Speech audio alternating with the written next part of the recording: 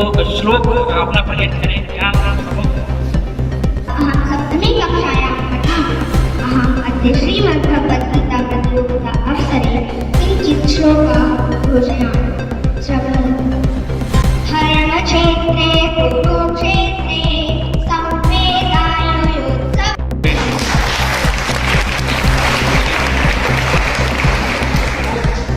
पढ़ाई लिखाई का माहौल बनेगा। एक तो ब्लॉक में बच्चों के पढ़ाई लिखाई का माहौल बनेगा, फिर उन ब्लॉक के बच्चों के बीच में से फिर जिले के बच्चों को अच्छा एक अच्छा 8 तक के बच्चों को ये क्लास होती है। अभी बैठे बैठे यहाँ पर मैंने सोचा क्योंकि यहाँ JIT में मैं पढ़ा हूँ, मैंने सोचा कि इसको अच्छा 1 से 8 तक क्यों रखना। इसको 9th 10th 11th 12th के लिए रखा जाएगा, लेकिन 9th 10th 11th 12th का जो कॉम्पिटिशन होगा वो जिला स्तर पर, जिले में जो 1 2 3 होगा उसको हम लोग पुरस्कार देंगे। 1 से 8 तक के लिए हर ब्लॉक में भी देंगे और जिले में भी देंगे। उसमें समझो आप कि सरकारी स्कूल जो है हम लोग एक अपने मन में दिमाग में लेकर ये चलते हैं कि सरकारी स्कूल अच्छा नहीं होता है, प्राइवेट स्कूल बहुत अच्छा होता है। दुनिया भर की बातें होती हैं। आप के बीच में जितने अधिकारी बैठते हैं, आप किसी से भी पूछ के देखना कि वो कहाँ पढ़े हुए हैं, किसी से पूछ के देखना, चाहे आप DIO साहब से पूछ लो, अपने प्रधानाचार्य से पूछ लो, किसी से पूछ लो वो कहाँ से पढ़े हुए हैं। मैं खुद जो है अपने गांव के प्राइमरी स्कूल और उसी प्राथमिक विद्यालय से पढ़ा, क्लास 9 से क्लास 12 तक मैं अपने जिले में देवरिया से वक्त JIT में पढ़ा। कभी भी मैंने प्राइवेट स्कूल में पढ़ाई नहीं, बहुत सारे लोग। अभी मैंने कुछ प्राइवेट स्कूलों का मुआयना करवाया, जैसे गाँव में आपके ब्लॉक लेवल पे या तहसील लेवल पे प्राइवेट स्कूल होता है। तो मैंने कुछ अफसरों को भेज करके गोपनीय रूप से चेक करवाया कि भाई उनके विद्यालय में क्या हालात है जिसको हम लोग अपने विद्यालय में नहीं दे पा रहे। पता चला कि बिल्डिंग ठीक है, उसका बाउंड्री वाल ठीक है, लेकिन जो उनके टीचर हैं वो 3-3 हज़ार रुपये पढ़ा रहे हैं और आधे टीचर ऐसे हैं जो केवल 12th पास है। आपको इसके बावजूद लोग सिर्फ प्राइवेट के नाम पर प्राइवेट में जा रहे हैं। इस पूरे चक्र को तोड़ने के लिए हम लोगों ने 28 जो हमारे केंद्रीय विद्यालय हैं, आप लोगों ने किसी ने अगर देखा हो, अभी 3-4 दिन पहले मैंने जो है लालपुर आजादपुर में केंद्रीय विद्यालय का उद्घाटन किया है। वहाँ पे आप उसका गेट देख करके आइए, आप उसकी बाउंड्री देखिए, उसके कमरे देखिए। उन कमरों में सारे कमरे टाइल्स युक्त हैं, सारे कमरों में कैमरे लगे हुए हैं, सारे कैमरों में TV लगी हुई है, स्मार्ट क्लास बना हुआ है और मिड डे मील खाने के लिए बच्चों के लिए अलग सेट करवाया, पूरा किचन सुंदर बनवाया, लाइब्रेरी अलग से बनवाई। सारे केंद्रीय विद्यालयों को हम लोग 2 महीने के अंदर एकदम सुधार के अच्छा बनाया, उसमें सब में काम चल रहा है। मैं अपने जिले के जो हमारे सरकारी स्कूलों के अध्यापक हैं उनको भी बहुत धन्यवाद देना चाहता हूँ। बहुत सारे जिलों में लोगों ने इन सब कार्यों को अपने ऊपर बोझ की तरह से लिया। उनको लगा कि ये तो पता नहीं क्या सोच दिया गया हमारे, लेकिन मुझे बड़ा ये बताते हुए खुशी हो रही है कि हमारे जिले में लोगों ने इस कार्य को एक जिम्मेदारी के रूप में लिया है, एक सोशल कॉज के रूप में। अभी मैं जेवा गांव में गया हुआ था, वो मैडम प्रिंसिपल नहीं करती खड़ी पल्लवी नहीं, आप जाके देखो कितना अच्छा समर कैंप इन्होंने करवाया, बहुत ही सुंदर। जितनी भी हमारे यहाँ फोटोज आ रही है अभी समर कैंप के विद्यालयों में, इतनी अच्छी फोटोज आ रही है, इतनी अच्छी वीडियोज आ रही है, इतने लोग उत्साह के साथ उसमें भाग ले रहे हैं। और ये सारे लोगों को मैं बहुत धन्यवाद दूंगा कि सारे लोग इतने टेक्निकली भी हैं कि ये लोग अपने इंस्टाग्राम पे, फेसबुक पे, हर जगह पे सब चीज़ों को लगा भी रहे हैं। लगाने से क्या होता है कि लोगों को दिखने से पता चलता है कि क्या अच्छा हो रहा है, क्या अच्छा हो रहा है। कई लोगों का मैंने भी शेयर किया है, जिसका भी अच्छा कहीं पर दिखता है तो मैं अपने फेसबुक पे, अपने इंस्टाग्राम पर शेयर करता हूँ। मैंने 2-3 दिन पहले ही माध्यमिक स्कूलों की एक बैठक की थी, तो उसमें मैंने बोला था कि जैसे आपका हॉल देखा मैंने भाई, तो आपको हॉल का कराने के लिए इनको मैंने बोला है कि इस विद्यालय को मैं 4 से 5 करोड़ रुपये दूंगा, अकेले JIT को, और आप इस स्कूल को एकदम अच्छा बनाएं, मतलब बेस्ट आपसे बेस्ट बनाइए और मजा आ जाए। मतलब आने में मजा आए, पढ़ने में मजा। आपके टीचर अच्छे हैं, लेकिन आप थोड़ा सा इसका स्ट्रक्चर ठीक कराइए, खेलकूद का मैदान ठीक कराइए, हॉल ठीक कराइए। अगर आवश्यकता हो तो 2-4 लगवाइए, कोई दिक्कत नहीं है, अच्छा कर रहा है। सभी लोगों को देखो, हम लोग चीज़ों को ठीक करने की कोशिश कर रहे हैं, हर प्रकार का काम करने की कोशिश कर रहे हैं, पढ़ाई भी करवा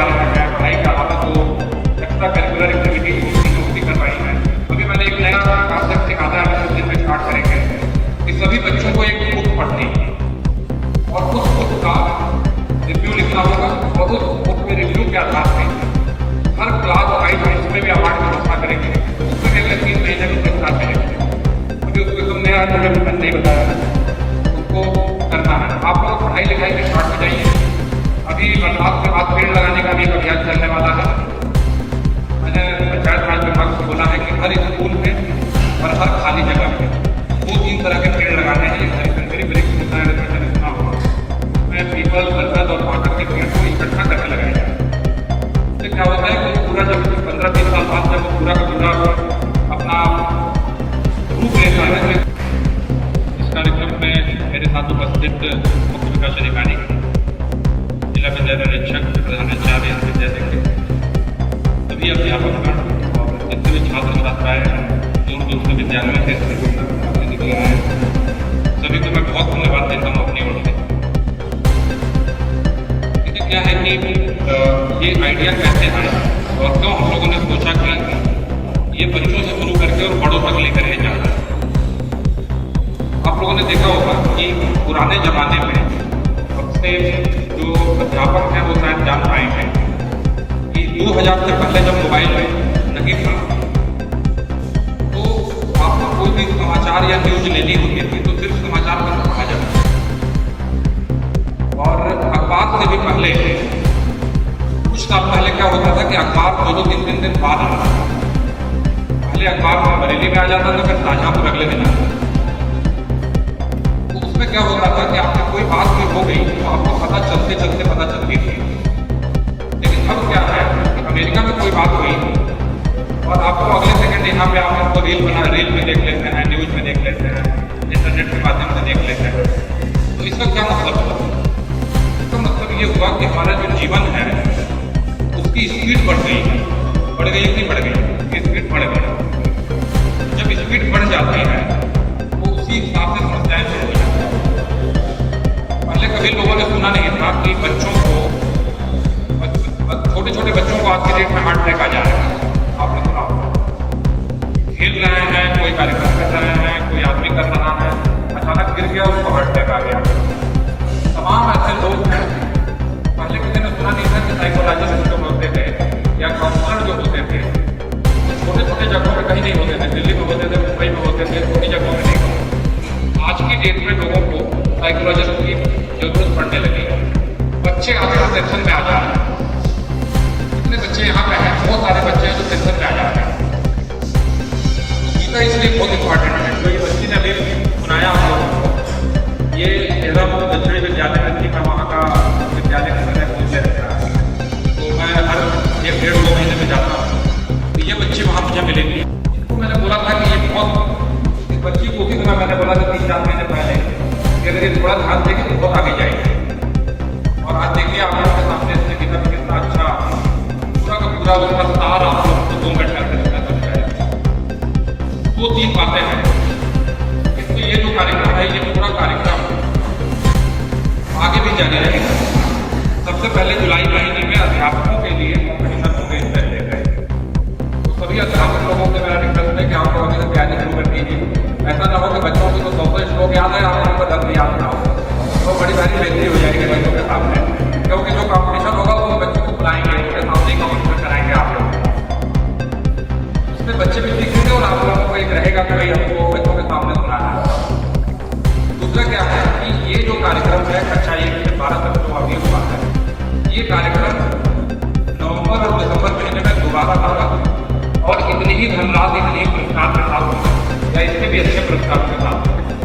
तो जो भी बच्चे ठीक से तैयारी नहीं कर पाए या जिनको लगता है कि और तैयारी करनी चाहिए थी, तो अभी से लग जाओ। नवंबर-दिसंबर महीने में ये प्रोग्राम दोबारा होगा।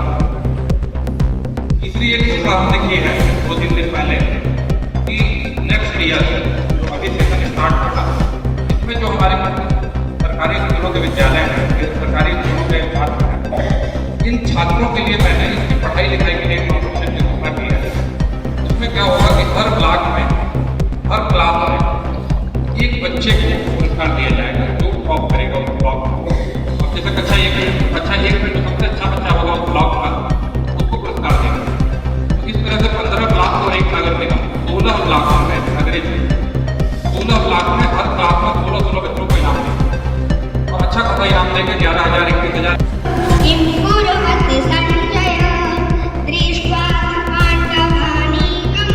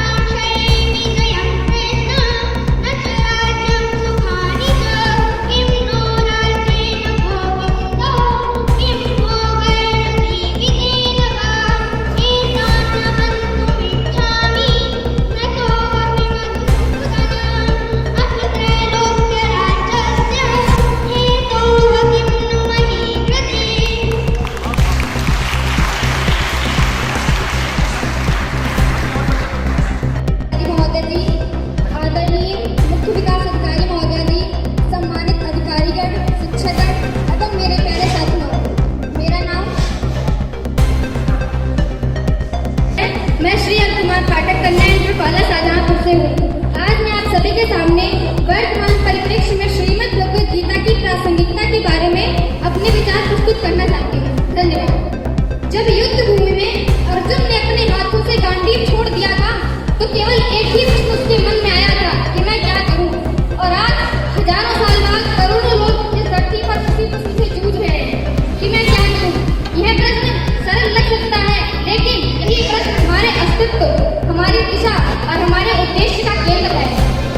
आज हम विज्ञान के युग में जी रहे हैं, परंतु आत्मिक शांति और मानसिक स्थिरता का संकट पहले से कहीं अधिक गहराया हुआ है। श्रीमद् भगवद गीता केवल एक ग्रंथ नहीं बल्कि एक संवाद है। वह संवाद जो आत्मा और परमात्मा के बीच घटता है। श्रीमद् भगवद गीता कहती है योगः कर्मसु कौशलम, अर्थात कर्म में कुशलता ही योग है। परंतु यह शिक्षा आज के पेशेवर संसार के लिए क्रांतिकारी है। आप चाहे डॉक्टर हो, इंजीनियर हो, किसान हो या विद्यार्थी हो, अगर आपका कर्म के साथ है तो वह साधना बन जाता है। और गीता हमें सिखाती है कि जीवन केवल परिणाम का पीछा करने का नाम नहीं है, बल्कि अपने कर्म में आनंद खोजने का नाम है। आज जब युवा वर्ग आत्महत्या कर रहा है, तनाव से ग्रस्त हो रहा है, तो उन्हें अर्जुन की तरह एक सारथी की जरूरत है, एक श्री कृष्ण की जो उन्हें बताए कि तू शरीर नहीं आत्मा है, और आत्मा न ही जन्म लेती है न ही मरती है। कर्म करो, फल की चिंता मत करो, यह गीता की मुख्य शिक्षा है। सोचिए अगर हर राजनेता, हर शिक्षक, हर विद्यार्थी गीता के इस एक सिद्धांत को अपना ले तो समाज कैसा बनेगा। तब हम केवल अपने लिए नहीं बल्कि समाज, राष्ट्र और मानवता के लिए कर्म करेंगे। हम लोग कहते हैं कि भारत विश्व गुरु बनेगा, तो ये केवल तकनीक से नहीं होगा बल्कि गीता जैसे ज्ञान से होगा जो हमें मानव बनाता है।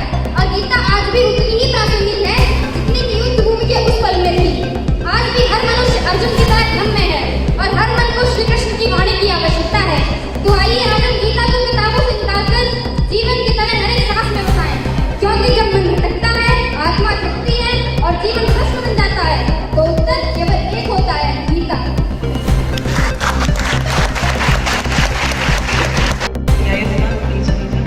और जितने भी यहाँ पे पार्टिसिपेंट आए हैं, आप सबको मतलब इस तरह से जोश और हर्ष के साथ पार्टिसिपेट करते हुए देखते हुए बहुत खुशी हो रही है।